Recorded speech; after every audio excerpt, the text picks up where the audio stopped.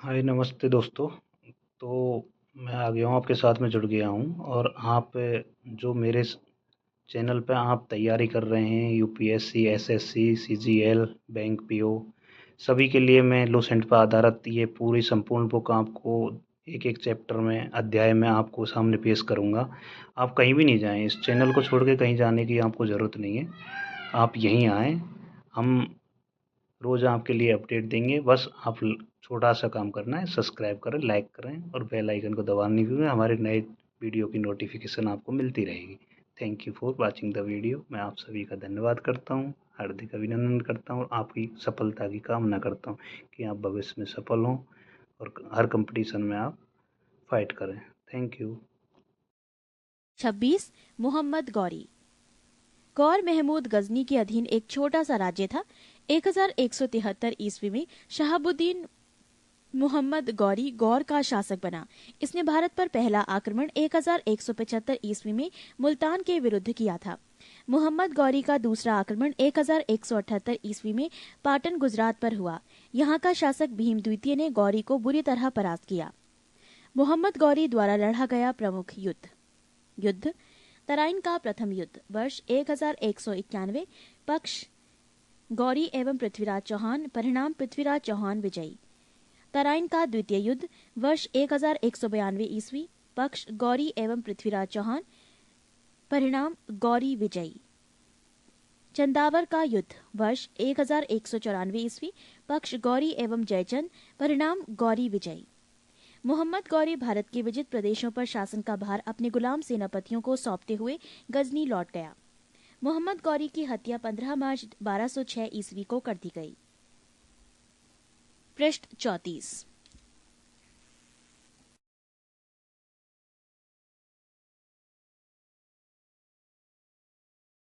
27 सल्तनत काल। गुलाम वंश। गुलाम वंश की स्थापना 1206 ईस्वी में कुतुबुद्दीन ऐबक ने किया था। वो गौरी का गुलाम था। कुतुबुद्दीन ऐबक ने अपना राज्याभिषेक 24 जून 1206 ईस्वी को किया था। कुतुबुद्दीन ऐबक ने अपनी राजधानी लाहौर में बनाई थी। कुतुब मीनार की नींव कुतुबुद्दीन ऐबक ने डाली थी। दिल्ली का कुवत उल इस्लाम मस्जिद एवं अजमेर का 2.5 दिन का झोपड़ा नामक मस्जिद का निर्माण ऐबक ने करवाया था। कुतुबुद्दीन ऐबक को लाख बख्श, लाखों का दान देने वाला भी कहा जाता था। प्राचीन नालंदा विश्वविद्यालय को ध्वस्त करने वाला ऐबक का सहायक सेनानायक बख्तियार खिलजी था। ऐबक की मृत्यु 1210 ईस्वी में चौगान खेलते समय घोड़े से गिरकर हो गई। इसे लाहौर में दफनाया गया। ऐबक का उत्तराधिकारी आराम शाह हुआ, जिसने सिर्फ 8 महीनों तक शासन किया।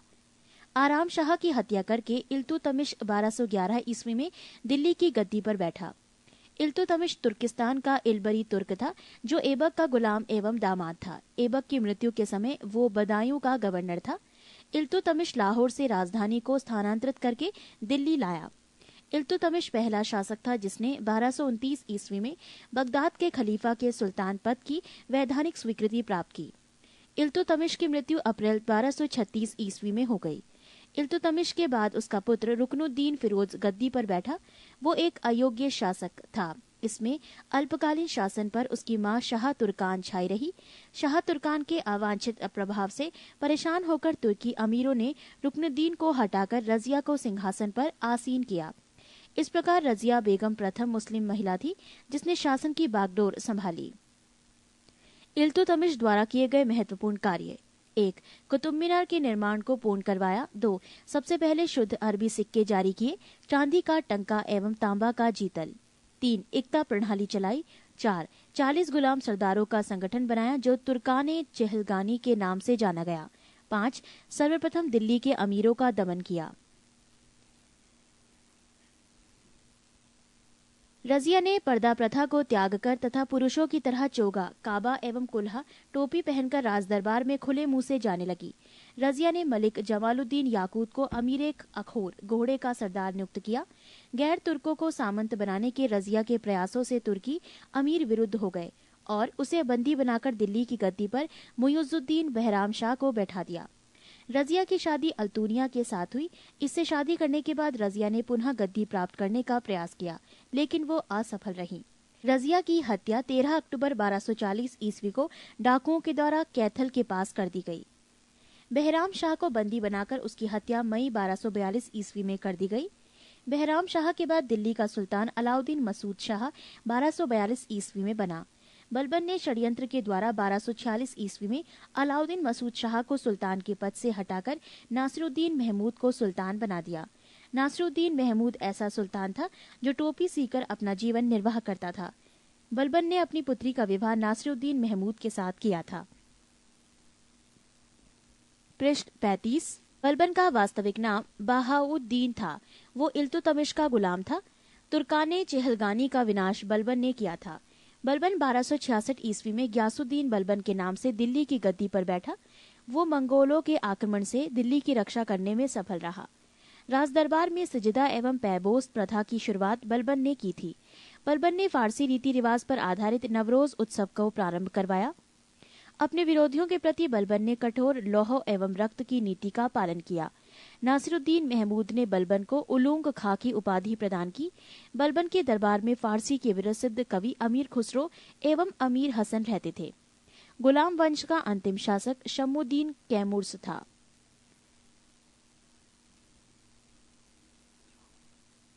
अमीर खुसरो का मूल नाम मोहम्मद हसन था। उसका जन्म पटियाली पश्चिमी उत्तर प्रदेश के बदायूं के पास में 1253 ईस्वी में हुआ था। खुसरो प्रसिद्ध सूफी संत शेख निजामुद्दीन औलिया के शिष्य थे। वो बलबन से लेकर मोहम्मद तुगलक तक दिल्ली सुल्तानों के दरबार में रहे। इन्हें तूतीय हिंद, भारत का तोता के नाम से भी जाना जाता है। सितार एवं तबले के आविष्कार का श्रेय अमीर खुसरो को ही दिया जाता है। खिलजी वंश 1290 से 1320 ईस्वी। गुलाम वंश के शासन को समाप्त कर 13 जून 1290 ईस्वी को जलालुद्दीन फिरोज खिलजी ने खिलजी वंश की स्थापना की। इसने किला खेरी को अपनी राजधानी बनाया। जलालुद्दीन की हत्या 1296 ईस्वी में उसके भतीजा एवं दामाद अलाउद्दीन खिलजी ने कड़ा मानिकपुर इलाहाबाद में कर दी। 22 अक्टूबर 1296 ईस्वी में अलाउद्दीन दिल्ली का सुल्तान बना। अलाउद्दीन के बचपन का नाम अली तथा गुरशास्प था। अलाउद्दीन खिलजी ने सेना को नकद वेतन देने एवं स्थायी सेना की नींव रखी। दिल्ली के शासकों में अलाउद्दीन खिलजी के पास सबसे विशाल स्थायी सेना थी। घोड़ा दागने एवं सैनिकों का हुलिया लिखने की प्रथा की शुरुआत अलाउद्दीन खिलजी ने की। अलाउद्दीन ने भू राजस्व की दर को बढ़ाकर उपज का 1/2 भाग कर दिया। इसने खम्स यानी लूट का धन में सुल्तान का हिस्सा 1/4 भाग के स्थान पर 3/4 भाग कर दिया। इसने व्यापारियों में बेईमानी रोकने के लिए कम तौलने वाले व्यक्ति के शरीर से मांस काट लेने का आदेश दिया। इसने अपने शासनकाल में मूल्य नियंत्रण प्रणाली को दृढ़ता से लागू किया। दक्षिण भारत की विजय के लिए अलाउद्दीन ने मलिक काफूर को भेजा। जमैयत खाना मस्जिद, अलाई दरवाजा, सीरी का किला तथा 1000 खंबा महल का निर्माण अलाउद्दीन खिलजी ने करवाया था। दैवी अधिकार के सिद्धांत को अलाउद्दीन ने चलाया था। सिकंदर सानी की उपाधि से स्वयं को अलाउद्दीन खिलजी ने विभूषित किया। अलाउद्दीन ने मलिक याकूब को दीवाने रियासत नियुक्त किया था। अलाउद्दीन द्वारा नियुक्त परवाना नवीस नामक अधिकारी वस्तुओं की परमिट जारी करता था। बाजार नियंत्रण करने के लिए अलाउद्दीन खिलजी द्वारा बनाए जाने वाले नवीन पद क्रमानुसार: दीवाने रियासत, ये व्यापारियों पर नियंत्रण रखता था। ये बाजार नियंत्रण की पूरी व्यवस्था का संचालन करता था। शहनाई मंडी, प्रत्येक बाजार में बाजार का अधीक्षक। बरीत, बाजार के अंदर घूमकर बाजार का निरीक्षण करता था। मुनहियान व गुप्तचर, गुप्त सूचना प्राप्त करता था। शहनाई मंडी, यहाँ खाद्यान्नों को बिक्री हेतु लाया जाता था। सराहे अदल, यहाँ वस्त्र, शक्कर, जड़ी बूटी, मेवा, दीपक का तेल एवं अन्य निर्मित वस्तुएं बिकने के लिए आती थीं। पृष्ठ 36।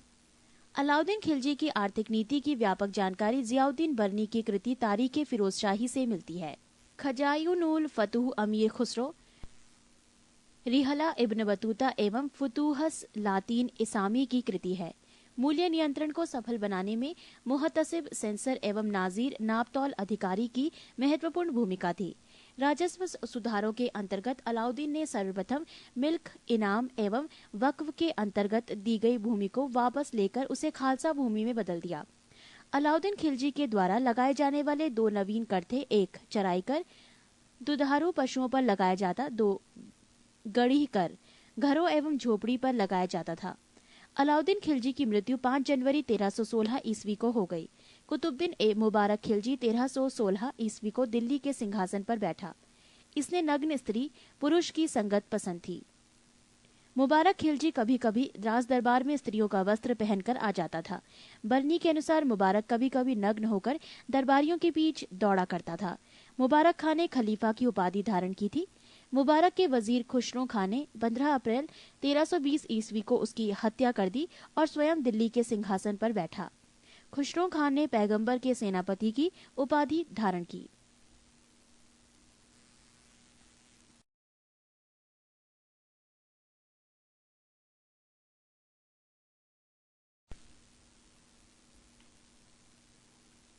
तुगलक वंश 1320 ईस्वी से 1398 ईस्वी। 5 सितंबर 1320 ईस्वी को खुसरो खां को पराजित करके गाजी मलिक या तुगलक वंश गाजी गयासुद्दीन तुगलक के नाम से 8 सितंबर 1320 ईस्वी को दिल्ली के सिंहासन पर बैठा। गयासुद्दीन तुगलक ने करीब 29 बार मंगोल आक्रमण को विफल किया। गयासुद्दीन ने अलाउद्दीन के समय के लिए किए गए अमीरों की भूमि को पुनः लौटा दिया। इसने सिंचाई के लिए कुएं एवं नहरों का निर्माण करवाया। संभवतः नहरों का निर्माण करने वाला गयासुद्दीन प्रथम शासक था। गयासुद्दीन तुगलक ने दिल्ली के समीप स्थित पहाड़ियों पर तुगलकाबाद नाम का एक नया दुर्ग को 56 कोट के नाम से भी जाना जाता है। गयासुद्दीन तुगलक की मृत्यु 1325 ईस्वी में बंगाल के अभियान से लौटते समय जूना खां द्वारा निर्मित लकड़ी के महल में दबकर हो गई। गयासुद्दीन के बाद जूना खां मोहम्मद बिन तुगलक के नाम से दिल्ली के सिंहासन पर बैठा। मध्यकालीन सभी सुल्तानों में मोहम्मद तुगलक सर्वाधिक शिक्षित, विद्वान एवं योग्य व्यक्ति था। मोहम्मद बिन तुगलक को अपनी सनक भरी योजनाओं, क्रूर कृतियों एवं दूसरे के सुख दुख को प्रति उपेक्षा भाव रखने के कारण स्वप्नशील, पागल एवं रक्त पिपासु कहा गया। मोहम्मद बिन तुगलक ने कृषि के विकास के लिए अमीर कोही नामक एक नवीन विभाग की स्थापना की। मोहम्मद बिन तुगलक ने अपनी राजधानी दिल्ली से देवगिरी में स्थानांतरित की और इसका नाम दौलताबाद रखा। सांकेतिक मुद्रा के अंतर्गत मोहम्मद बिन तुगलक ने पीतल फरिश्ता के अनुसार, तांबा बरनी के अनुसार धातुओं के सिक्के चलवाए, जिनका मूल्य चांदी के रुपया टंका के बराबर होता था। मोहम्मद बिन तुगलक द्वारा क्रियान्वित 4 योजनाएं क्रमशः: 1. दोआब क्षेत्र में कर वृद्धि 1326 से 1327 ईस्वी। 2. राजधानी परिवर्तन 1326 से 27 ईस्वी। 3. सांकेतिक मुद्रा का प्रचलन 1329 से 1330 ईस्वी। 4. खुरासन एवं कराचल का अभियान। पृष्ठ 37। अफ्रीकी यात्री इब्न बतूता लगभग 1333 ईस्वी में भारत आया। सुल्तान ने इसे दिल्ली का काजी नियुक्त किया। 1342 ईस्वी में सुल्तान ने इसे अपने राजदूत के रूप में चीन भेजा। इब्न बतूता की पुस्तक रेहला में मोहम्मद तुगलक के समय की घटनाओं का वर्णन है।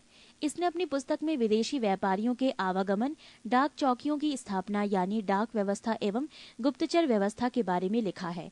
मोहम्मद बिन तुगलक की मृत्यु 20 मार्च 1351 ईस्वी को सिंध जाते समय थट्टा के निकट गोडाल में हो गई। मोहम्मद बिन तुगलक के शासनकाल में दक्षिण में हरिहर एवं बुक्का नामक 2 भाइयों ने 1336 ईस्वी में स्वतंत्र राज्य विजयनगर की स्थापना की। महाराष्ट्र में अलाउद्दीन बहमन शाह ने 1347 ईस्वी में स्वतंत्र बहमनी राज्य की स्थापना की। मोहम्मद बिन तुगलक की मृत्यु पर इतिहासकार बरनी लिखता है, अंततः लोगों को उससे मुक्ति मिली और उसे लोगों से। मोहम्मद बिन तुगलक शेख अलाउद्दीन का शिष्य था। वो सल्तनत का पहला शासक था जो अजमेर में शेख मोइनुद्दीन चिश्ती की दरगाह और बहराइच में सालार मसूद गाजी के मकबरे में गया। मोहम्मद बिन तुगलक ने बदायूं में मीरन मुल्हिम, दिल्ली में शेख निजामुद्दीन औलिया, मुल्तान में शेख रुकनुद्दीन, अजुदहन में शेख मुल्तान आदि संतों की कब्र पर मकबरे बनवाए। फिरोज तुगलक का राज्याभिषेक थट्टा के नजदीक 20 मार्च 1351 ईस्वी को हुआ। पुनः फिरोज का राज्याभिषेक दिल्ली में अगस्त 1351 ईस्वी को हुआ।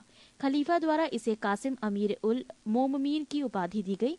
राजस्व व्यवस्था के अंतर्गत फिरोज ने अपने शासनकाल में 24 कष्टदायक करों को समाप्त कर केवल 4 कर खराज, लगान, खुम्स, युद्ध में लूट का माल, जजिया एवं जकात को वसूल करने का आदेश दिया। फिरोज तुगलक ब्राह्मणों पर जजिया लागू करने वाला पहला मुसलमान शासक था। फिरोज तुगलक ने एक नया कर, सिंचाई कर भी लगाया जो उपज का 1/10 भाग था। फिरोज तुगलक ने 5 बड़ी नहरों का निर्माण करवाया। फिरोज तुगलक ने 300 नए नगरों की स्थापना की। इनमें हिसार, फिरोजाबाद, दिल्ली, फतेहाबाद, जौनपुर, फिरोजपुर प्रमुख है। इसके प्रशासन काल में खिजराबाद, टोपरा गांव एवं मेरठ से अशोक के 2 स्तंभों को लाकर दिल्ली में स्थापित किया गया। सुल्तान फिरोज तुगलक ने अनाथ मुस्लिम महिलाओं, विधवाओं एवं लड़कियों की सहायता के लिए एक नए विभाग दीवाने खैरात की स्थापना की।